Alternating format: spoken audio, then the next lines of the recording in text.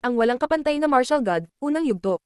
Kabanata 1256, Landas ni Zinye. Si Linfang ay nakahiga sa kama ng gabing iyon, ang kanyang mga mata ay nakadilat at ninanamnam niya ang katahimikan ng gabi. Sa kasamaang palad, ang mga susunod na araw ay hindi magiging mapayapa, lalo na sa bulubundukin ng Yunhai. Kaya naman sa ngayon, gusto niyang tamasahin ang katahimikan at kapayapaan sa piling ng kanyang mga kaibigan at pamilya. Narinig ni Linfang ang pinto, ngumiti at pumikit. Sumikip ang ulo ni Zinye. Dahan-dahan siyang naglakad patungo sa kanya at humiga sa tabi ni Linfang. Gayunpaman, kumilos si Linfang na parang mahimbing na natutulog. Nagpapanggap ka. Malungkot na sabi ni Zinye at pagkatapos ay niyugyug niya si Linfang. Tumawa si Linfang, hinawakan niya ang ulo niya at kinaladkad siya papunta sa kanya. Ano, namiss mo ako? Sabi ni Linfang na niyakap siya ng mahigpit. Namula siya at tumango. At dito ka natutulog ng masaya, pero hindi ka man lang pumunta para hanapin ako. Malungkot na sabi ni Zinye. Natatakot akong maging malazwa. Sabi ni Linfang. Inilapit ni Linfang ang kanyang mukha sa kanya at hinalikan ang kanyang mga labi. Si Zinye ay natakot, ang kanyang mga mata ay biglang napuno ng walang katapusang pagmamahal at pagsinta. Ipinatong ni Linfang ang kanyang mga kamay sa kanyang mukha at sinabing, Zinye, bakit naging malakas ka? Naisip ni Linfang na ang pinakamalakas na cultivator ng palasyo ay hindi ang kanyang ama, ang kanyang ina, si Mr. Chi o si Mr. Wu, kundi si Zinye. Nakalusot na siya sa ikalimang layer ng Tianqi, ilang level pa at sisimulan niyang takutin si Zuyu sa kanyang cultivation level na mag-isa. Paano kaya? Kung tutuusin, dati, hindi niya gaanong mahilig mag-cultivation. Tiningnan siya ni Zinye ng kakaiba na parang hindi rin siya sigurado. Hindi ko rin alam. Bigla, parang may nagturo sa akin ng cultivation, at biglang gumanda ang kakayahan ko. Nagulat si Linfang. Kakaiba. Sina Zinye at Yuzin ay may napakaraming bagay na magkakatulad at sila ay magkamukha. Linfang, anong problema? Tanong ni Zinye dahil biglang naging kakaiba si Linfang. Okay lang ako. Sabi ni Linfang sa malumanay na paraan. Tumitilang si Zinye sa malumanay na paraan. Linfang, nasa kwarto ko pa rin si Feifei, dito ako matutulog, sumama ka sa kanya. Sabi ni Zinye na tinulak si Linfang. Umiling si Linfang, ngumiti at sinabing, pumunta ka rito, gusto mo bang tumakas mula sa Diablo ngayon? Mawahaha. Namula ang mukha ni Zinye nang marinig niya ito. Dumausgas ang kamay ni Linfang sa kanyang damit. Zinye at hindi siya tumingin sa kanya, ang kanyang mukha ay sobrang pula. Si Linfang ay labis na napukaw. Mabagal siyang gumagalaw habang hawak ang ulo niya at pinatalikod. Pagkatapos ay hinalikan niya ito ng mapusok. Kasabay nito ang paglapat ng kamay sa kanyang perpektong suso at marahan itong hinawakan na napaungol. Inakbayan ni Zinye si Linfang, dahan-daang nasamot. Dahan-daang hinubad ni Linfang ang kanyang damit, magkayakap sila sa isa't isa at naging isa. Zinye, sabi ni Linfang habang nasa ibabaw siya ni Zinye. Binuksan ni Zinye ang kanyang mga mata at tumingin kay Linfang. Zinye, kahit anong mangyari, dapat mong tandaan na mahal kita, ikaw ang aking pinakamamahal na asawa. Sabi ni Linfang, habang patuloy na nililigawan siya. Sige. Alam ko, sabi ni Zinye sabay hila kay Linfang palapit sa kanya. Si Linfang lang ang minahal niya. Siya ang pinakamalapit na tao sa buhay niya. Hindi sinubukang itago ni Zinye ang kanyang pag-ungol, malakas ang kanyang boses at maririnig sa buong paligid, maging sa labas ng silid. Linfang, yan ang mundo ko, mahalin mo ako na parang hayop. Sabi ni Zinye, siya ay labis na napukaw, ang kanyang boses ay hindi kapani-paniwalang nakakapukaw din. Pagkatapos ay nakipagmahal si Linfang sa kanya ng may higit na pagnanasa. Makalipas ang mahabang panahon, huminto sila at nagyakapan, parang panaginip ang lahat. Si Zinye ay nasa braso ni Linfang, siya ay pinagpapawisan, at ang kanyang mukha ay namumula. Nakaramdam siya ng hiya pagkatapos niyang matapos at hindi na siya nang ahas na tumingin kay Linfang. Walang sinabi si Linfang, hinawakan lang niya si Zinye sa kanyang mga braso at hinaplos. Ilang sandali pa, habang nag-iibigan sila, parang napunta sila sa ibang mundo. Si Zinye ay tila natutunan niya kung paano lumikha ng isang paralel na mundo. Natutunan din ni Linfang kung paano gumawa ng territorial spells nang makapasok siya sa ikalimang layer ng Tianqi, ngunit hindi niya ito tinanong tungkol doon. Sa halip, niyakap lang siya nito ng mahigpit na parabang natatakot siyang iwan siya nito. Ang mga tao ay kabilang sa lupa, ang lupa ay kabilang sa langit, ang langit ay sumusunod sa Taoismo, at ang Taoismo ay sumusunod sa kalikasan. Walang kumokontrol sa anuman, ang kalikasan ay tatahakin nito, ang puso at isip, damdamin at pagnanasa, tayo ay gumising sa katotohanan at makamit ang kaliwanagan. Sabi ni Zinye na nakataas ang ulo at nakatingin kay Linfang. Ang kalikasan ay hindi nagpahirap sa puso at isipan, hindi nito pinahirapan ang mga pagnanasa at damdamin, lahat ay natural, ang 10,000 bagay ng nilikha ay bahagi ng kalikasan. Hindi nakakagulat na naging napakalakas ni Zinye, ang kanyang paraan ng pag-iisip ay ganap na nagbago. Nagsimula na siyang maglakad sa landas ng kaliwanagan. Napakalakas mo, aking munting Zinye. Nakangiting sabi ni Linfang. Tumiti si Zinye, napakalinis pa rin niya, umiibig siya, at kinikilala siya ni Linfang. My silly girl. Sabi ni Lin Feng na yamakap kay Xinye. Pagkatapos, nakatulog sila, nakaka-relax at masaya. Walang makakapagdumi sa kanilang mga iniisip. Nang gabing iyon, mahimbing ang tulog ni Lin Feng. Pagkagising niya ay nakabihis na si Xinye at umupo sa tabi niya, hinahaplos nito ang buhok nito at nakatingin sa kanya. Xinye, gusto kong gawin ulit. Pabirong sabi ni Lin Feng. Namula si Xinye at inikat ang kanyang mga mata, bilisan mo at bumangon ka sa kama. Kailangan kong linisin ang kwarto ito ni Yizu. Tumiti ng pilit si Lin Feng at bumangon. Nakalimutan niyang kwarto ito ni Yizu. Ilang sandali pa ay natapos na silang maglinis ng kwarto at lumabas na. Kuya, sabi ni Xiaoyan na parang kanina pa siya naghihintay sa labas. Pagkatapos ay tumingin siya kay Xinye, kumikislap ang kanyang mga mata habang sinasabi niya. Xinye, ang ganda ng damit na sinusuot mo ngayon. Namula si Xinye nang marinig iyon. Tumawa si Xiaoya at naglakad patungo kay Lin Feng, hinawakan niya ang kamay nito at sinabing. Kuya, kahapon ng gabi, ang saya-saya mo kasama si Xinye, kaya ngayon, kailangan mong manatili sa akin dahil bihira tayong magkasama. Sige, pwede tayong magkasabay. Sabi ni Lin Feng na hinahaplos ang kanyang ulo. At gusto ding sumama ni Yunxi at Yizu. Nakangiting sabi ni Xiaoya. Okay, sama-sama. Sabi ni Lin Feng na tumatango. Wala pa siyang oras para maglibot sa Yangzhou City. Masaya si Lin Feng na maglakad-lakad, mag-explore, makita ang kanyang lungsod. Pagkatapos ng 2 araw, sisimulan na niyang asikasuhin muli ang mga personal na bagay. Iniisip niya kung ano ang itsura nito sa loob ng bulubundukin ng Yunhai. Gayunpaman, mayroon pa ring malalakas na cultivator sa Yangzhou City, kailangan niyang makita kung ano ang magagawa niya tungkol doon. Kung may nangyari sa Yangzhou City, magkakagulo ang buong bansa. Maagang umaga, sa loob ng Yangzhou City, ito ay partikular na kalmado at mapayapa. Naglalakad sila sa pangunahing kalsada, humahampas ang simoy ng hangin sa kanilang mga katawan. Anong magandang babae, sino ang binata na iyon? Siya ay mukhang pambihira at mayaman. Naisip ng ilang tao. Isang lalaki at ilang magagandang babae na naglalakad sa kalye, paanong hindi yun mapapansin ng mga tao? At saka, parang close sila. Sa gitna ng 2 pinakamagandang babae, ang isa ay mukhang natural at dalisay, ang isa naman ay mukhang mainit at mapang-akit.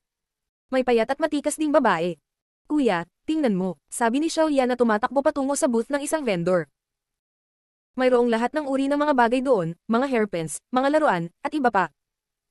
Sa Yangzhou City, mayroong maraming mga stand na may ganitong mga bagay, ngunit sa lalawigan ng Banghuang, ang mga ganoong bagay ay napakabihirang. Kalmado at payapa ang pakiramdam ni Lin Feng. Ang mga tao sa Yangzhou City ay mas malakas kaysa dati. Tumingin si Lin Feng kay Xiaoya at nakaramdam ng saya. Trot, trot, trot. Sa di kalayuan, may mga kabayong tumatakbo. Ang mga pinuno ay isang binata at isang dalaga. Pambihira ang itsura ng binata habang ang dalaga ay mukhang bayani. Nakasuot siya ng maapoy na pulang damit at maganda siya, ngunit mukhang walang pakialam. Iyan ay si Lin Chen, ang magandang babae mula sa Lin Clan, sa kasamaang palad. Ang Lin Clan ay nagpatalsik kay Lin Feng noong nakaraan, kung hindi, ang Yangzhou City ay magiging kanila. Naisip ng ilang tao nang makita nila ang babaeng iyon.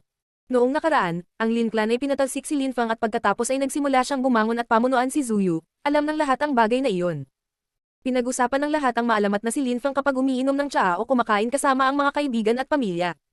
Siyempre, minsan naiisip din ng mga tao si Lin Chen, bukod kay Lin Feng, siya ang pinakamalakas na cultivator ng Lin Clan.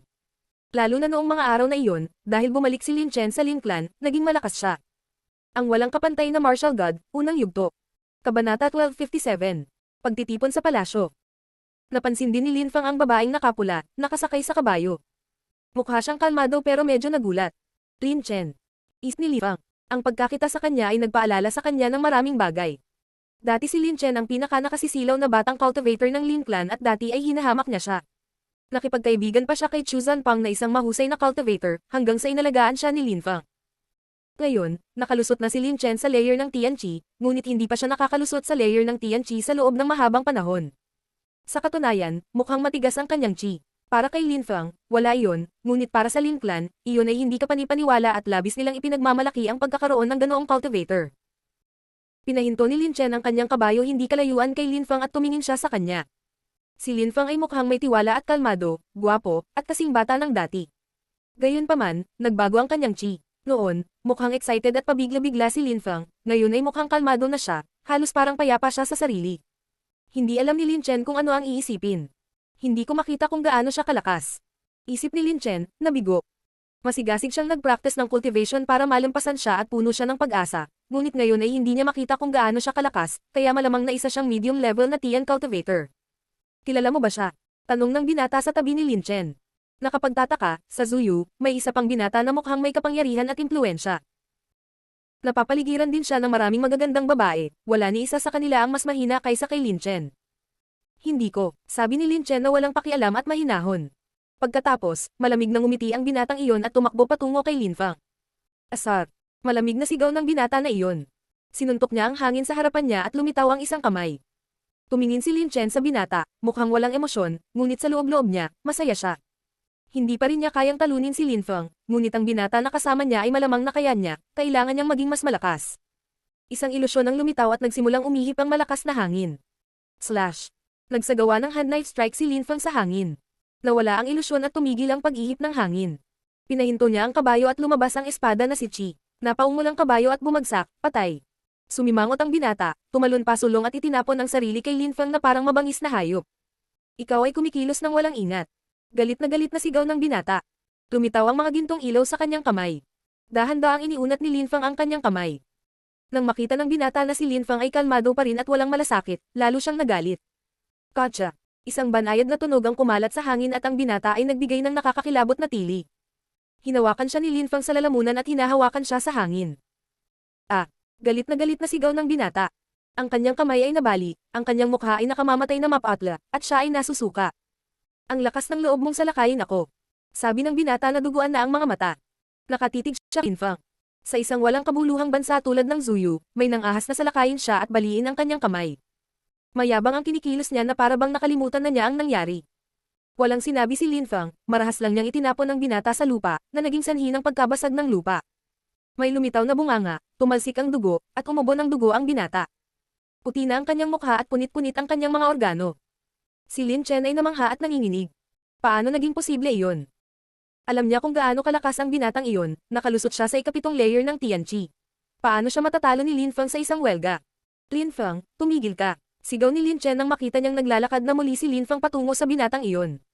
Tumingin si Lin Fang sa kanya at walang pakialam na sinabi. Maaari ba kitang tulungan?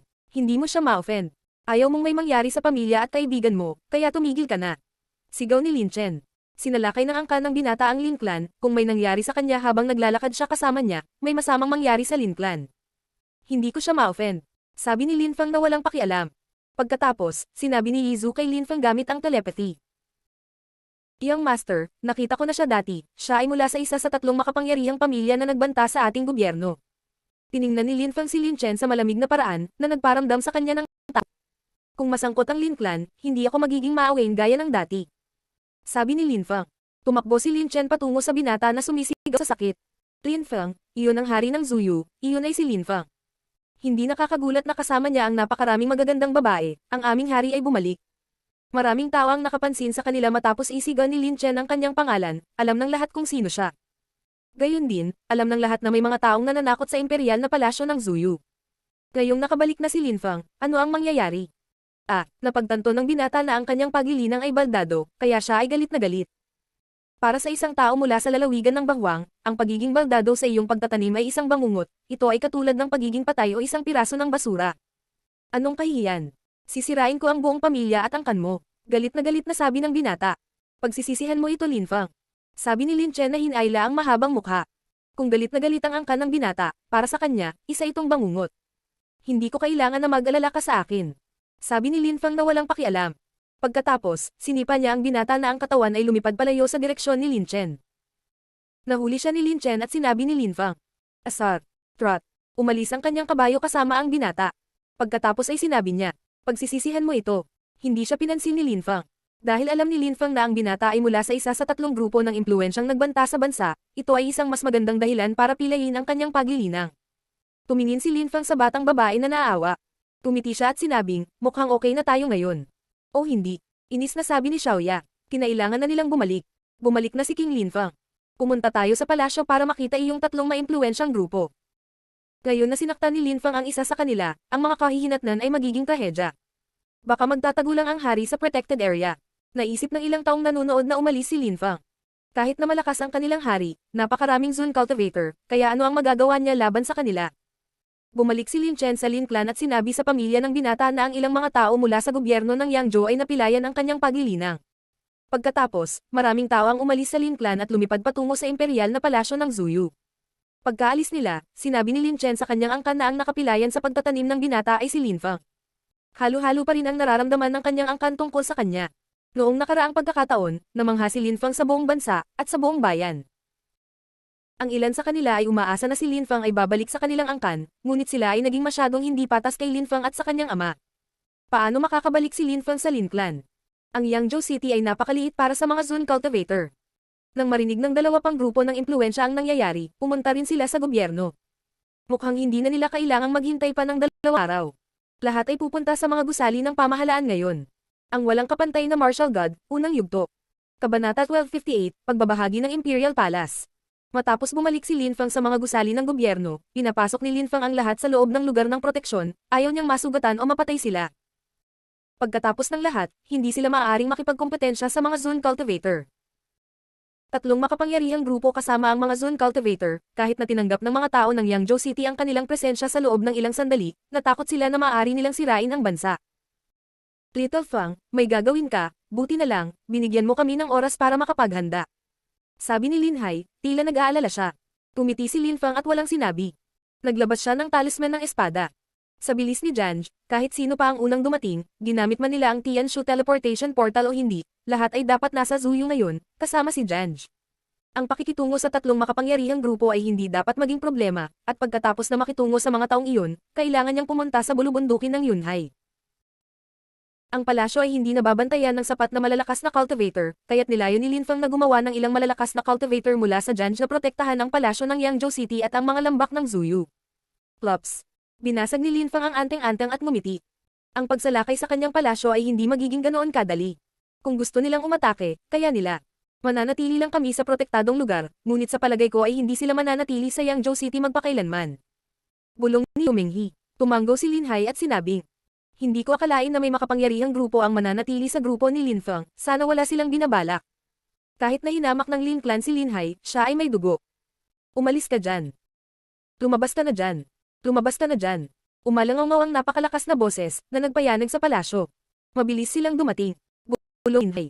Ang mga Imperial Guard ay nasa harapan ng protektadong lugar habang si Lin Hai at ang iba ay nasa mga gilid. Sa pagitan nila, walang anuman. Ang unang makapangyarihang grupo na dumating ay ang grupo na nanatili sa mga Lin. Naroon din ang binata na ang cultivation ay napilayan ni Lin Feng, ngunit may tumulong sa kanya sa paglalakad. Tatay, siya yun. Tulungan mo akong sirain siya. Sabi ng binata. Napilayan ni Lin Feng ang kanyang cultivation, kaya walang awa. Sa sandaling iyon, na-activate na ni Lin Hai ang deployment spell at ang mga mapang api na enerhiya ay sumalakay sa lugar. Kahit na ang mga Zun cultivator ay hindi masira ang spell na iyon. Sa tingin mo ba ay maaari kang magtago sa spell ng proteksyon na iyon? Sabi ng ama ng binata. Noong una, gusto kitang takutin, ngunit dahil hinihiling mo ito, papatayin ko kayong lahat kahit na ano. Tatay, gusto ko lahat ng mga babaeng iyon. Sabi ng binata na itinuro ang magagandang babae na nakatayo sa likod ni Lin Feng. Sige, ibibigay ko sa iyo ang lahat. Sabi ni Zun Cultivator. Tapos ka na bang magsalita ng kalokohan? Sabi ni Lin Feng na walang pakialam. Kung gusto mong umatake, pwede bang bilisan mo, pwede ba? Sabi ni Lin Feng, na lalong nagpagalit sa mga taong iyon. Tumalikod ang ama ng binata at sinabing, palibutan natin ang protektadong lugar at sunugin natin ang mga pader, dahan-dahan nating susunugan hanggang mamatay na parang mga baboy na inihaw. Sige. Anong grupo ng mga walang ingat na insekto? Sabi ng iba. Hindi nila maisip na ang isang maliit na bansa ay maglakas loob na saktan sila. At saka, tinawag nilang Imperial Palace ang pagtatayo na iyon, isang bagay na pag-aari ng isang hari. Paano sila magiging walang alam? Dumating ang pangalawang malakas na grupo. Tandaan, huwag sirain ang mga gusali, kahit na maraming insekto ang nakatira dito, ang mga gusali ay napakaganda. Sa hinaharap, magiging atin ang teritoryong ito. Sabi ng isa sa mga pinuno. Kumpol ng mga mangmang na insekto, binigyan ka namin ng oras at hindi ka pa rin nakakaalis doon. Sabi ng isang mula sa ikatlong makapangyarihang grupo, ngayon lang dumating. Isang tao mula sa isa pa sa dalawang grupo ang nagsabi. Paano natin dapat ibahagi ang Imperial Palace na iyon pagkatapos natin? Sobrang laki nito, maaari nating hatiin sa 3 bahagi. Nagmungkahi ng ibang tao. Sige, wala akong pakialam. Maaari tayong magkapit kamay upang sirain ang deployment spell at pagkatapos, ang mga pumatay ng pinakamaraming tao ay maaaring pumili ng anumang bahagi na gusto nila muna. Ano sa tingin mo? Tanong ng ama ng binata. Magkapit kamay para masira ang deployment spell. Ang mga tao sa protektadong lugar ay mukhang takot na takot. Kaya ba ng napakaraming malalakas na cultivator na masira ang spell ng deployment? Mamamatay ba sila? Ang mga tao sa labas ng mga gusali ng pamahalaan at sa sentro ng lungsod ay natakot din. Sige, grupo lang sila ng insekto. Binigyan natin sila ng pagkakataon at hinayaan nila itong mawala, kaya patayin natin sila. Sa sandaling iyon, dumating din si Lin Chen at ang Lin Clan, ang pamahalaan ng Yangzhou City ay maaaring masira anumang oras, kaya't sila ay may halo-halong damdamin. Sinabi ko sa iyo na pagsisisihan mo ang iyong ginawa at ngayon ay mamamatay ka. Sabi ni Lin Chen. Gusto niyang lumaban sa panig ng binata ngayon, kung hindi, ang angka nito ay masaktan at papatayin nila ang mga ito. Tumingin si Lin Fang sa kanya at ngumiti ng walang pakialam. Itigil ang labis na pag-iisip ng mga bagay-bagay. Nakakagulat na nanatiling kalmado si Lin Fang sa ilalim ng pressure na ito, ganoon ba ang tiwala niya sa kanyang deployment spell? Nagtataka ang maraming tao sa labas ng palasyo. Noong huling bumalik si Haring Lin Fang, nagulat kaming lahat. Akala ng maraming tao, mapurol ka at tanga. Gusto mong gumawa ng sarili mong kapahamakan. Sabi ni Lin Chen.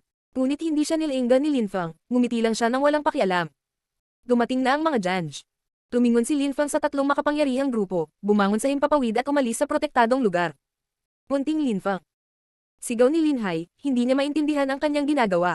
Little Lin Fang, anong ginagawa mo? Tanong ni Yu Menghi, natakot din siya. Lin Fang.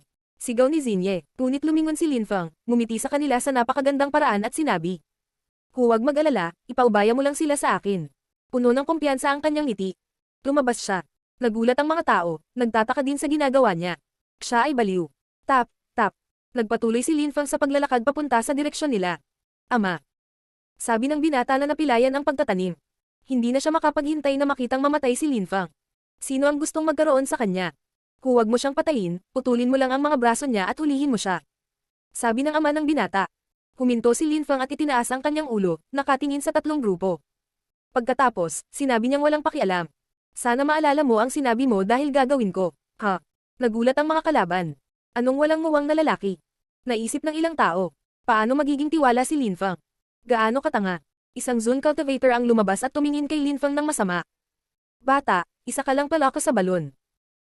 Nag-condense siya ng fire energy sa kanyang kamay at biglang tumaas ang temperatura. Pagkatapos, naghagis siya ng bolang apoy at inilunsad ang sarili kay Lin Fang. Ang isang Zone Cultivator, ayon sa mga alamat, ay maaaring sirain ng hindi mabilang na mga tao sa isang suntok. Naisip ng karamihan. Ang walang kapantay na martial god, unang yugto. Kabanata 1259, pamamagitan ni Janj. Bumangon si Lin Fang sa hangin at itinaas ang kanyang kamao sa bolang apoy. Biglang lumitaw ang isang dambuhalang itim na kamay na nagpawi sa kalangitan. Ang bolang apoy ay tila hindi makagalaw habang ang nakakatakot na demonyong si Chi ay gamulong sa mga alon sa hangin. Kabom! Nagtama ang dalawang kamay. Ang pag-atake ng Zone Cultivator ay naharang at nawasak. Ang Zone Cultivator ay nagbigay ng nakakatakot na tili habang ang kanyang braso ay sumabog. Ang kanyang mukha ngayon ay nakamamatay na mapatla. Isang malakas na hangin ang dumampi sa kanyang katawan. Sakto namang ibinaba niya ang ulo niya nang makitang may kamao na umabot sa dibdib niya. Tapos durog na durog yung organ niya. Bumagsak ang kanyang katawan at biglang tumahimik ang kapaligiran. Lahat sila ay nakatingin kay Lin Fang, napatay niya ang isang Zone Cultivator sa isang suntok. Aming hari. Namangha ang Chi-Xi sa loob ng protected area. Isang strike, isang shot, iyon ang kanilang general, ang kanilang hari. Napakalakas ni Little Fang, kaya niyang patayin ang mga ordinaryong Zone Cultivator sa isang suntok. Ngunit napakaraming malalakas na cultivator rito. Naisip ni Lin Hai at Yu Menghi, labis pa rin ang kaba. Nagmamalaki sila, ngunit kasabay nito, napakaraming malalakas na cultivator sa harapan nila. Boom boom, boom boom.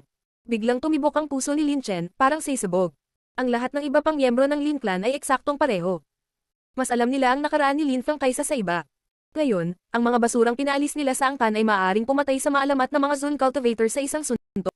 Itay, hindi sapat ang isang tao, dapat kayong magkapit-bisig o dapat ay gumawa ka ng cultivator ng pangalawang layer ng Zone Chi na umatake sa kanya.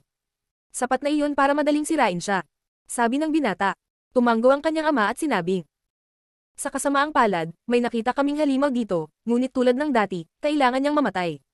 Sino ang gustong pumatay sa kanya sa pagkakataong ito? Pupunta ako. Sabi ng isang cultivator ng pangalawang layer ng Zone Chi. Binitawan niya si Chi at mabilis na naliligo sa isang gintong apoy na Chi. May ilang itim na tuldok din sa kanyang apoy. Ang pagpatay sa isang cultivator ng ikawalong layer ng Tian Chi ay walang problema para sa iyo, ngunit hindi mo siya dapat maliitin. Sabi ng ama ng binata gamit ang telepathy. Alam ko, gagamit ako ng Cosmos Burning Punch at papatayin ko siya sa isang suntok. Sabi ng cultivator. Tumanggo ang ama ng binata. Ang Cosmos Burning Punch ay naglalaman ng Fire Abstruse Energies, kaya ito ay napakalakas. Lumapag siya sa harap ni Lin Fang. Mamatay. Galit na sigaw ng cultivator na iyon. Isang napakalaking cosmos burning punch ang lumitaw at bumaba mula sa langit. Nagsimulang uminit ang lupa sa ilalim ng init nito. Mamatay. Sigaw ng binata. Inaasahan ng lahat ang pinakamasama para kay Linfang. Gayunpaman, isang nakasisilaw na espada ang lumitaw sa kalangitan. Bumaba ito at iniwa ang cosmos burning punch sa kalahati at ang silweta sa kalangitan ay kakaibang tumigil sa paggalaw. Ano ang nangyayari? Napakabilis ng pag-atake ng espada na iyon. Kinilig ang karamihan. Tumalsik ang dugo, dahilan para mapigil ang paghinga ng mga tao. Ang silweta sa kalangitan ay isang cultivator ng pangalawang layer ng Zunchi. Siya at ang kanyang apoy ay nahati sa dalawa. Gaano kalakas? Akala ng mga taga-Yangzhou City. Muling nagulat si Lin Chen at ang Lin Clan. Si Lin Fang ay naging napakalakas na hindi nila maisip kung ano ang pakiramdam ng maging ganoon kalakas. Ang ilan sa kanila ay tapat na naniniwala na sila ay nananaginip. Hindi ka taga rito. Galing ka sa ibang bansa. Sabi ng ama ng binata, sinusubukang husgahan si Lin Fang. Si Lin Fang ay nakalusot pa lamang sa ikawalong layer ng Tianqi at isa ng hindi kapanipaniwalang manlalaban. Kahit na ang 10 pinakamalakas na kabataang cultivator mula sa lalawigan ng Bawang ay hindi iyon kaya. Mahalaga ba iyon? Sabi ni Lin Fang na parang walang pakialam. Sinulyapan niya ang 3 makapangyarihang grupo. Patayin siya, magkasama. Sabi ng binata. Tiningnan ng kanyang ama ang 2 pang makapangyarihang grupo at sinabi, wala ba kayong malalakas na cultivator? Ngunit ang pinuno mula sa isa sa mga grupo ay nakasimangot, isang cultivator ng ikawalong layer ng Tianqi ang pumatay ng isang cultivator ng pangalawang layer ng Zunchi gamit lamang ang isang espada. May isang tao na akma sa paglalarawang iyon sa lalawigan ng Bawang. Hehe, isa lang ang pinunta namin dito. Paano natin nakawin ang teritoryo ng ibang tao? Nakangiting sabi ng taong iyon. Ha? Napagkasunduan nilang lahat na gusto nilang patayin silang lahat at ibahagi ang kanilang teritoryo, pero ngayon gusto na niyang umatras. Kahit na nagawang patayin ni Lin Fang ang mga cultivator ng pangalawang layer ng Zunchi, hindi yun dahilan para tumakas ngayon. Anong ibig mong sabihin? Tanong ng ama ng binata. Tapos, tumingin siya sa leader sa kabilang grupo at nakasimangot din siya. Pagkatapos, tumingin ulit siya kay Lin Fang at may iniisip. Kamahalan, sino ka? Kung sino man ang kausap lang ay may napagtanto matapos marinig ang tanong na iyon. Bigla siyang nagalit, anong tanga? Saka nagmamadaling sabi, wala akong kinalaman sa nangyari ngayon. Alis na ako. Teka, sabi ni Lin Fang. Mukhang masama ang loob ng taong iyon at galit na sinulyapan ng ama ng binata. Ngayon gusto niyang pumunta. Isip ni Lin Fang na malamig na ngumiti. Sinabi niya nang walang pakialam. Kung gusto mong umalis, subukan at tingnan kung ano ang mangyayari. Sabi ni Lin Fang. Dahan-dahan siyang lumingon, umawang ang kanyang bibig at sinabi niya kay Lin Fang. Pumunta lang ako para manood bilang bisita. Patawarin mo ako kung may nasabi akong nakakasakit sa iyo. Bilang bisita. Sabi ni Lin Fang na nakangiting masaya.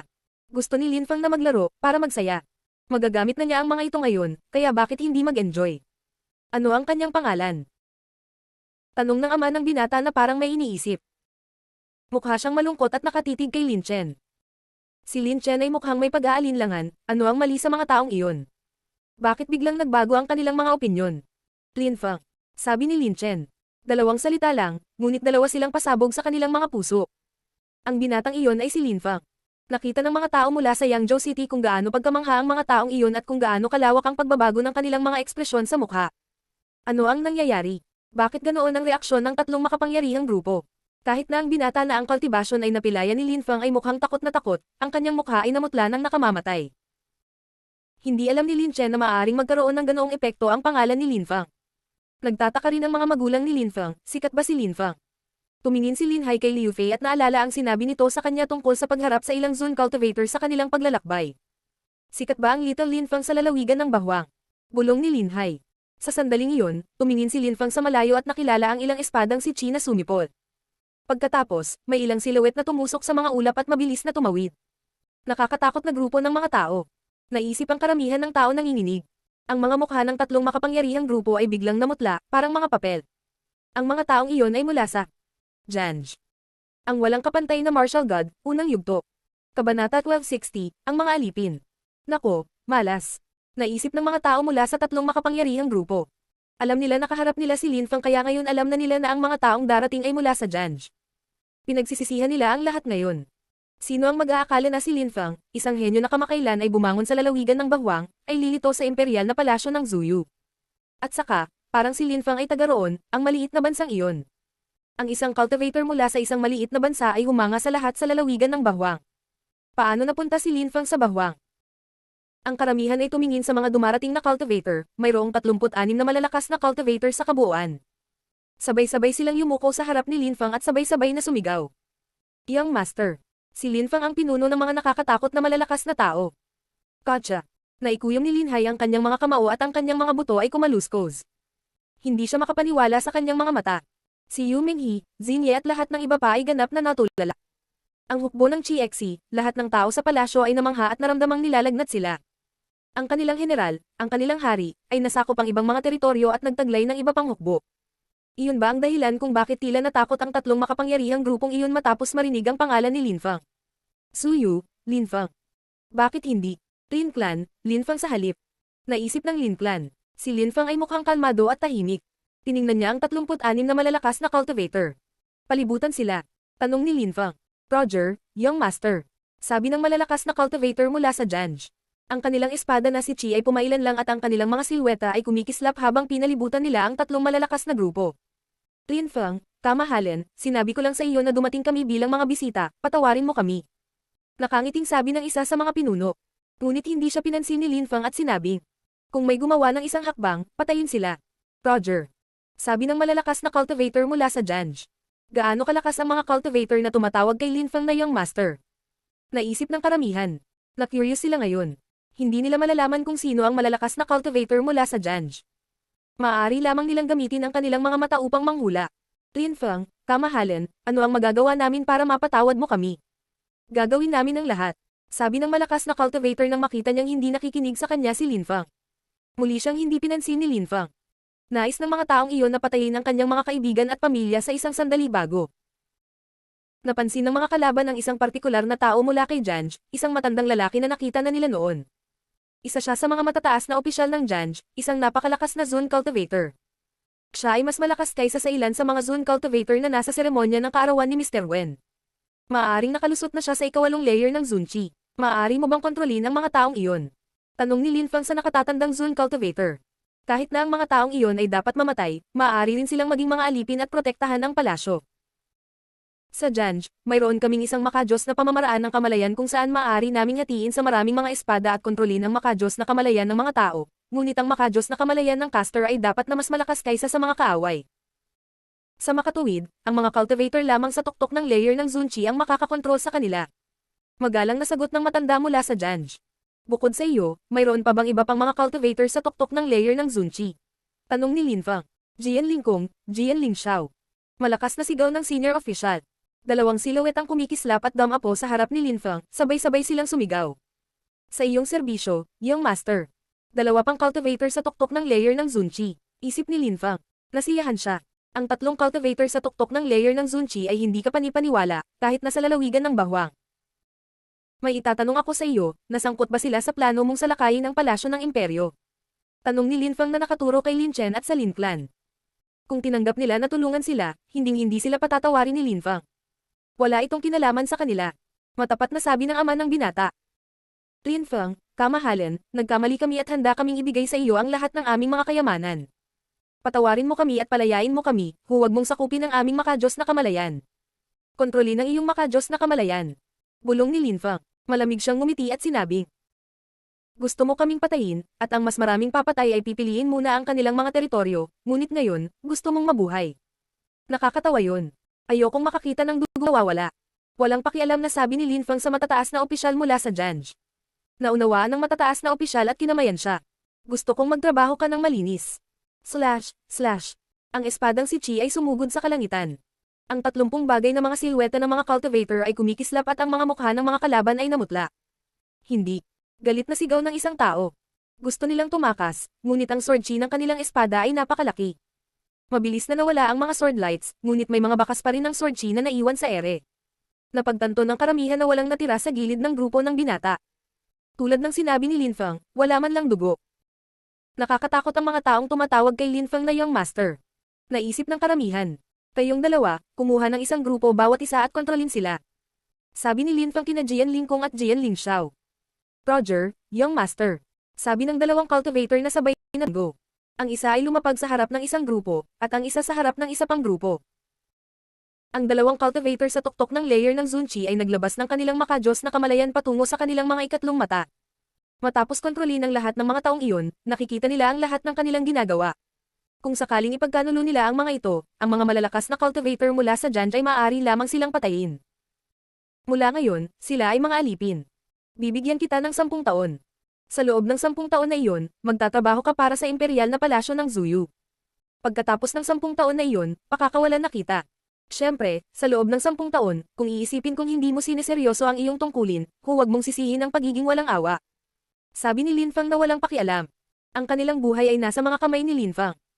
Jian Lingkong, Jian Lingxiao, manatili kayong dalawa sa palasyo ng imperial sa ngayon at protektahan ang mga taong naninirahan doon. Sabi ni Lin Fang sa dalawang cultivator ng tuktok ng layer ng Zunchi. Mayroon pa ring ilang problemang dapat lutasin sa Zuyu, kaya sa ngayon, kailangang tiyakin ni Lin Fang na ligtas ang Yangzhou City. Roger, Young Master. Sabi ni Jian Lingkong at Jian Lingxiao. Dalhin mo ang iba sa bulubundukin ng Yunhai, huwag makipaglaban sa iba at hintayin ang mga utos ko. Sabi ni Lin Fang sa matataas na opisyal ng Janj. Tumanggo siya at umalis kasama ang iba pang grupo. Papunta na sila ngayon sa bulubundukin ng Yunhai.